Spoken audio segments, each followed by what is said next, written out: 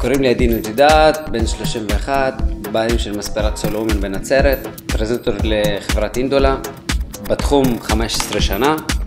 עבדתי בהרבה מספרות בארץ ובעולם. עבדתי בתל אביב, תקופה מאוד טובה, טלוויזיה, הפקות אופנה, FTV, ועבדתי גם בחול.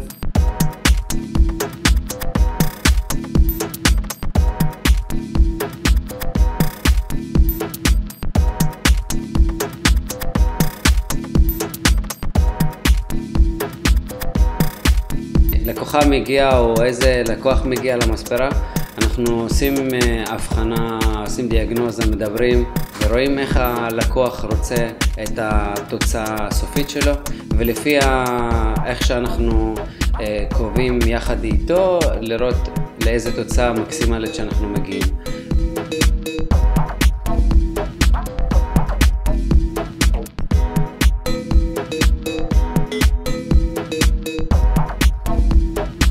אני שלי בתוך העסק ואני מאמין שלי בכלל, אני יותר מתחבר לסול של הבן אדם, ולפי זה אני מעצב את השיער.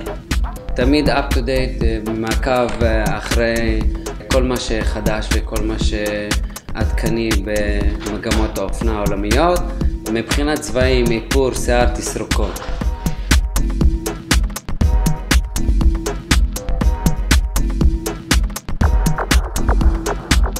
היום אנחנו מצלמים קיץ 2012.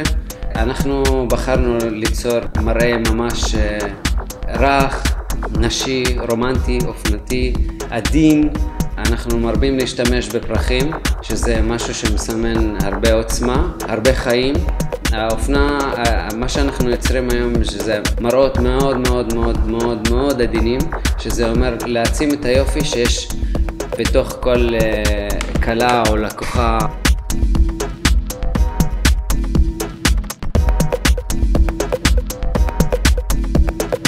המספרה שלי נמצאת בנצרת על שטח של 100 מטר מרובע.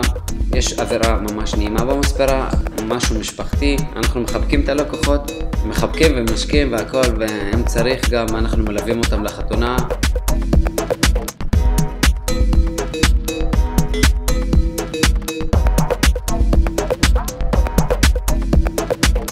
משהו שמייחד את המספרה שלי, או מה שמייחד את העבודה שלנו, שאנחנו עובדים בקונספט אחר לגמרי. אנחנו פשוט מעצבים שיער. לא עושים שיער, אנחנו מעצבים שיער. זה אומר שאנחנו נוגעים בנקודות הכי נכונות בשביל להבליט את היופי שיש בכל לקוח ולקוחה.